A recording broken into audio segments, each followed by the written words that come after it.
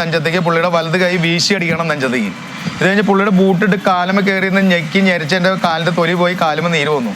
പരാതി പറയുന്നതൊന്ന് കേൾക്കാനോ അവിടെ പോയി അന്വേഷിക്കാനോ മനസ്സില്ല. നമ്മൾ എന്ത് പറഞ്ഞാലും തെറിയെന്ന് പറഞ്ഞാൽ നമുക്ക് കേൾക്കാൻ അറക്കണ തെറിയാണ് പുള്ളി പറയണത്. അങ്കമാലി സ്റ്റേഷനിലെ SI പ്രദീപ് കുമാറിനെതിരായിട്ടാണ് സിബീഷ് എന്ന് പറയുന്ന ഓട്ടോ ഡ്രൈവർ ഇപ്പോൾ മുഖ്യമന്ത്രി അടക്കമുള്ള ആളുകൾക്ക് പരാതി നൽകിയിരിക്കുന്നത്. SP അടക്കം പരാതി നൽകിയിരിക്കുന്നത് അങ്കമാലി സ്റ്റേഷനിലെ തന്നെ മർദ്ദിച്ചതിന്റെ CCTV ദൃശ്യങ്ങൾ വേണമെന്നുള്ളതാണ്.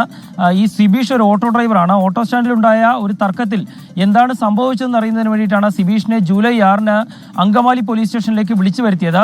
അതിനുശേഷം SI ഗിരീഷ് കുമാർ ക്രൂരമായി സ്റ്റേഷനിൽ വെച്ച് മർദ്ദിക്കുകയും അമ്മയെയും സഹോദരിയെയും ഭാര്യയെയും കുറിച്ച് അസഭ്യം പറഞ്ഞു എന്നുള്ളതാണ് സിബീഷിന്റെ പ്രധാനപ്പെട്ട പരാതി. ഈ മർദ്ദനത്തിന് ശേഷം സിബീഷ് വളരെ ദിവസങ്ങളോളം ആശുപത്രിയിൽ, അങ്കമാലി ലിറ്റിൽ ഫ്ലവർ ആശുപത്രിയിലും സർക്കാർ ആശുപത്രിയിലും ചികിത്സയിലായിരുന്നു.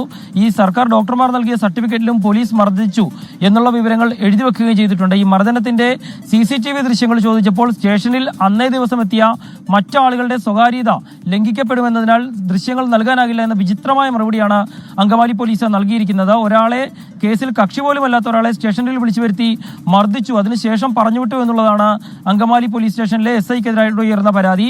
സിബീഷിനെതിരെ ഇതുവരെ ഒരു FIR പോലും രജിസ്റ്റർ ചെയ്യാനും പോലീസിന് സാധിച്ചിട്ടുമില്ല. ഏതായാലും ഈ CCTV ദൃശ്യങ്ങൾ ലഭിക്കുന്നതിന് വേണ്ടി സിബീഷ് ഇപ്പോൾ SPക്ക് വിവരാവകാശ നിയമപ്രകാരം അപ്പീൽ നൽകുകയും ചെയ്തിട്ടുണ്ട്.